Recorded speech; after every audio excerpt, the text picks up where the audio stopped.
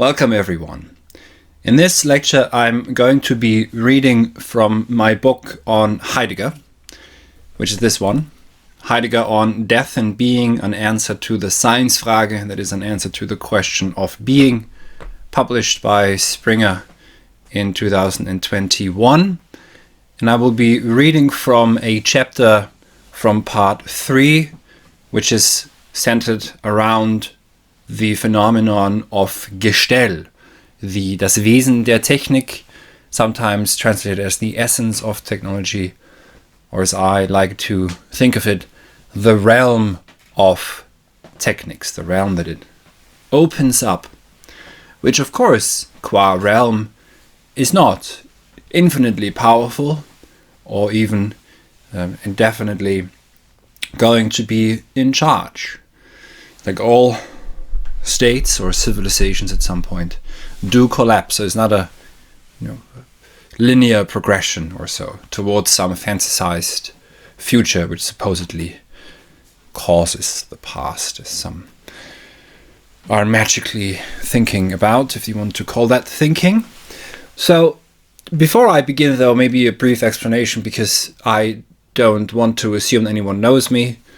So my name is Johannes Niederhauser. I have a PhD in philosophy from the University of Warwick, which I finished in 2018, and I have chosen the path of what I would call a free scholar. So I don't have an academic position. What I do is I make these video lectures, but I also offer private tuition, and I'm building my own philosophy online academy. So if you'd like to support my work, you can do so by either enrolling in one of my courses, or there will be many more links in the description of this video. You can also support the work just by sharing the video, subscribing, etc., etc. I don't like doing this, but it is a necessity. Sometimes necessity necessitates.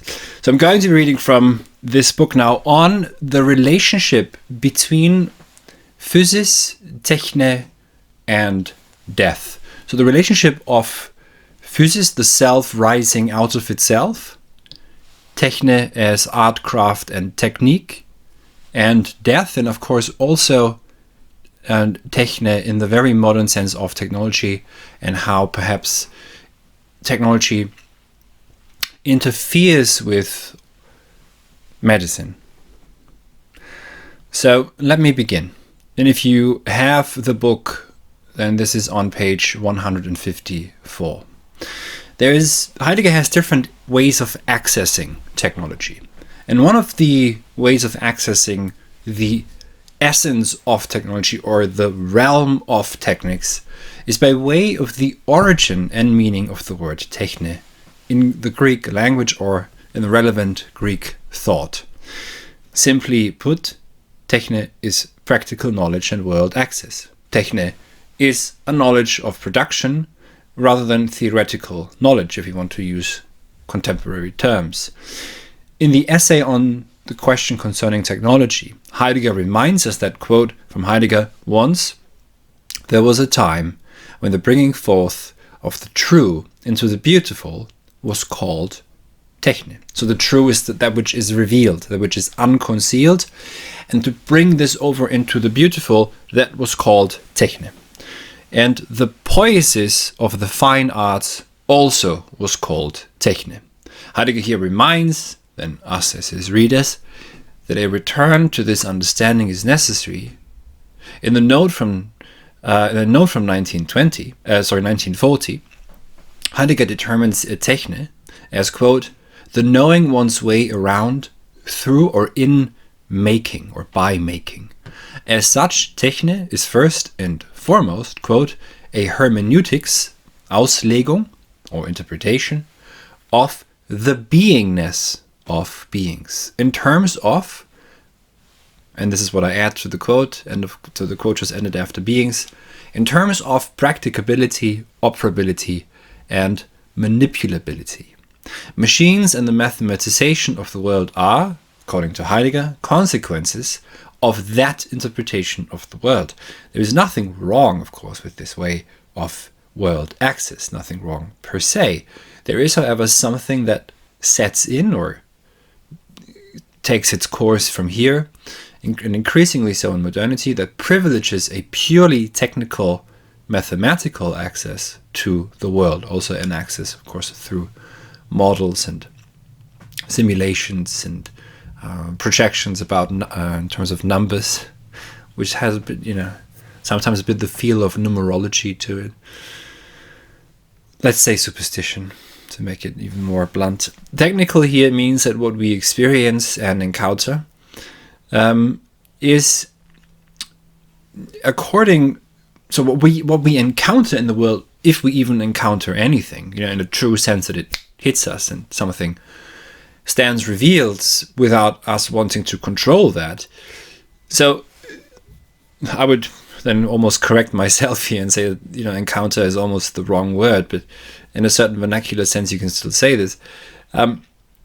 Then what there is, if what flickers or so, is that which is a pre-established and posited end. There is a sheer, you could say, positivity at work in that frame, a presence, deaf to the echoes of concealment.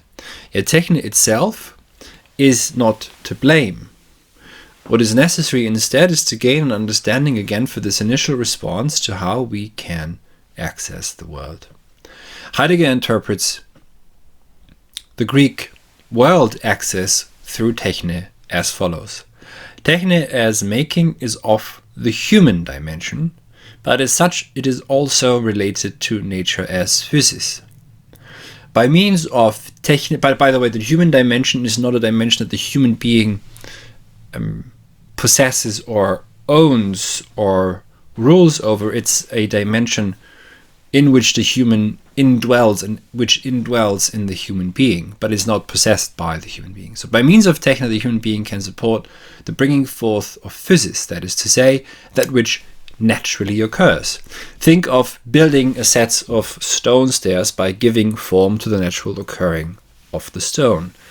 Techne here helps and supports physis. The stone mason uses a hammer to form the stone. In this example, physis comes first, and Techne comes to help and bring forth a useful form according to the four causes: material, formal, efficient, and final. The stairs are not an occurrence of physis at all, and yet Techne here only brings about what is there in the stone. The stone itself does not change. The stone does not become a source of something else.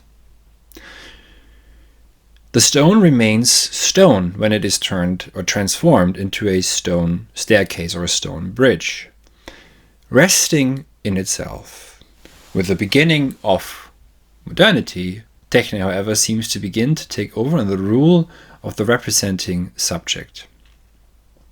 So Techne is no longer guided by what is there in physis, but it's Techne itself that begins to overpower physis. The relationship between Techne and physis is of a less and less supportive, but of an increasingly demanding and forcefully challenging kind. Challenging in the sense that Techne now no longer seems to be in a free relationship with physis, but increasingly in a relationship where Techne tries to overpower physis. This is not to idealize pre-modern times. There may well be a plethora of historiographical examples of how humans have interfered with nature, even though, of course, we would have to say what nature is in that specific sense is also the way in which we understand it is not an invention of modernity, but is a phenomenon peculiar also to modernity. Physis is badly translated as nature if we don't hear in it the self rising out of itself, and also Heraclitus' dictum that physis cryptistai philae, so physis in a middle voice sense, in a medial sense, likes to hide herself. So it doesn't itself show up, but it is in the self rising that physis occurs phenomenally. So there is another significant and fundamental shift, however, in modernity that sets itself forth with modern technology. That is, to be precise, the extraction of energy, the capacity to store that energy, and that's crucial, and to transform all that is into something to be consumed.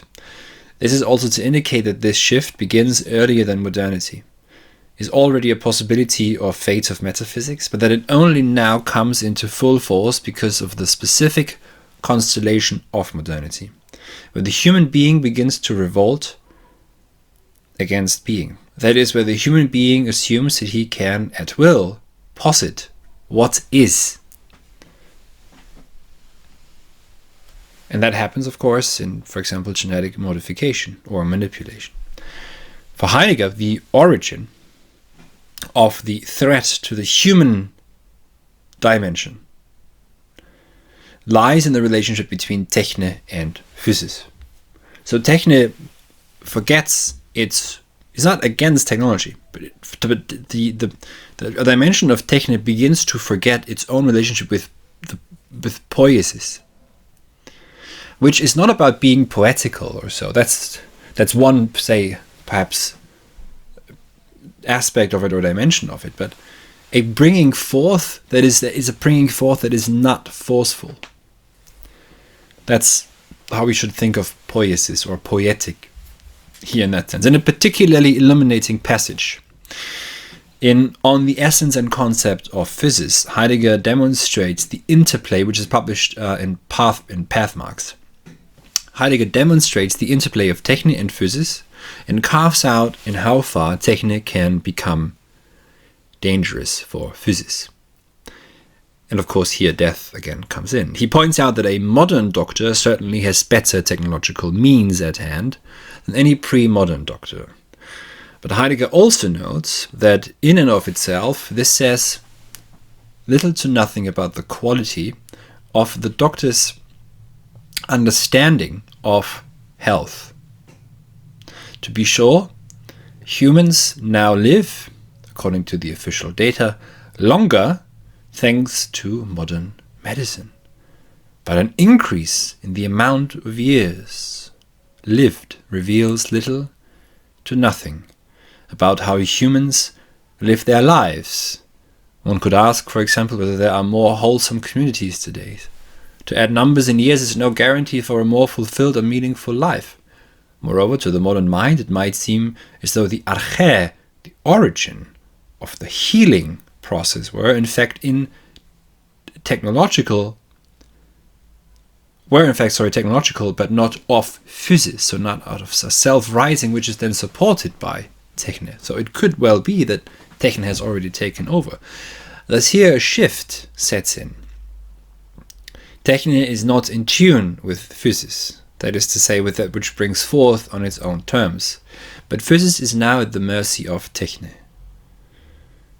Yet Heidegger also argues that, quote from Heidegger here, Techne can merely cooperate with physis, can more or less expedite the cure, but as Techne, it can never replace physis, and then instead become the arche of health as such. The notion of cooperation is crucial here because it points to human correspondence with being, in this case as physis. Heidegger, however, here also warns that Techne might well be on the way to replace physis and to generate a silicon world. It is worth quoting Heidegger here at length, also because the following passage epitomizes what has been argued here so far by me, the relation between Techne and physis, and also subjectivism. So, this replacement of physis with Techne could happen only if life as such were to become a technically producible artifact, Gemächte, of the machinations of man. However, at that very moment there would also no longer be such a thing as health, any more than there would be birth and death. Sometimes it seems as if modern man is rushing headlong toward this goal of producing itself or himself technologically. If humanity or mankind or humankind achieve this, it will have exploded itself. That is to say, its essence qua subjectivity into thin air, into a region where the absolutely meaningless is valued as the one and only meaning, and where preserving this value appears as the human domination of the globe. Subjectivity is not overcome in this way, but merely tranquilized in the eternal progress of a Chinese-like constancy. This is the most extreme unbeing in relation to Physis ousia. Heidegger says in German Unwesen, which could also mean not just unessence or unbeing, which doesn't really say that much in English, but it's more akin to almost a monster. It's the creation of a monster. End of quote. So Heidegger says that the necessary consequence of human self-interpretation as a subject, as the ground of all beings, will lead to artificial production of human organisms, or human-like organisms. But this production would mean that the explosion of modernity now also explodes the subject to a level of utter nihilism, where the only meaning is the continued securing of all resources for the sake of prolonging the survival of the silicon subject. This is the endless and so on of which Heidegger speaks already in the contributions, which he fears there. The subject's desire for absolute control would still not be overcome. On this reading it can be seen why transhumanism must work towards digital immortality and the annihilation of death. One of the implicit goals, then, of the subject's will to power is to transcend the body, to become immortal by leaving behind the mortal prison of the flesh. Only if death is eradicated, and that implies only if the human being becomes an artificial product, can the subject tranquilize its desire for total control. Why? Because death is the area technology or techniques cannot control and have any command over as an area, as a region, as a dimension. In his interview with Richard Visser, which was given 30 years after he wrote the Physis essay, Heidegger seems convinced that the technological production of humanoid organisms is inevitably in store for us. If the replacement of Physis with Techne were to happen, then this would mean an utter uprooting of human being. Without article, of human being. Human being would become an artifact of the epistemic technological dimension, which is the opposite of what mortals are. Mortals are not the logos, but we respond to and say the logos, homologein, but we are not it. Heidegger's term here is Gemächte. As something produced, human beings would be at the mercy of machination. This process, Heidegger points out, would make birth, death, life, and health meaningless. Because this process, and it is a process in the sense that it's revealed, right? It stands revealed. So this is why I'm using the word process here. This process would mean a radically new ontology, in quotation marks, if such terms would still make any sense at all. An ontology, or rather a logistics, of sheer making and producing for the sake of circling around itself. A logistics in which the reification of being, as the beingness of beings, for example as a genetic code, would finally have taken the upper hand. The technological production of humans would be the victory of utter nihilism, precisely because the human being would make himself an idol, only to turn around himself, or what's left of that, aimlessly. The logic, if you want to call it that, of such endeavors is one of prolonging life, without having an understanding of what life is, simply for the sake of prolonging. This is a necessary consequence of what Heidegger calls the will to will, that is operative in modernity. For Heidegger, the technological production of organic life would mean the subject's victory. The purely self-referential subject must necessarily prolong itself, for all the subject knows with absolute certainty is itself. However, as the human subject assumes itself to be the foundation of all beings, it is, according to Heidegger, in reality only an enforcer of a metaphysical constellation that Heidegger will come to call Gestell, positionality. Thank you very much for listening. And again, I would invite you to share the video, leave a comment, subscribe to the channel if you haven't done so yet, and also to support my work in any way you can. Thank you very much.